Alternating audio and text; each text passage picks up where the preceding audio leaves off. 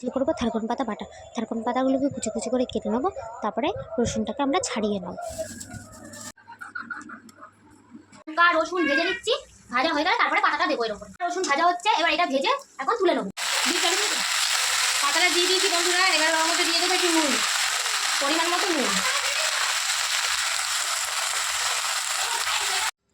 এবার এই থারকন পাতাগুলো একটু বেটে নেবো। আমি গরম গরমই বাটছি বন্ধুরা, একটু গরম গরম থাকলে তাড়াতাড়ি বাটা হয়ে যায়।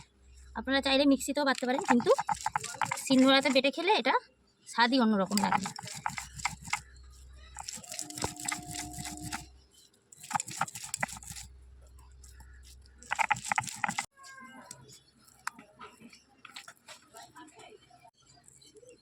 দেখুন বন্ধুরা, আমাদের বাটা হয়ে গেছে।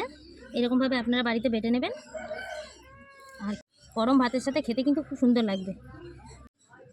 এই পাতা বাটাটা এরকম করে বাড়িতে খাবেন। যদি ভালো লেগে থাকে বন্ধুরা, সাবস্ক্রাইব আর লাইক করে দেবেন।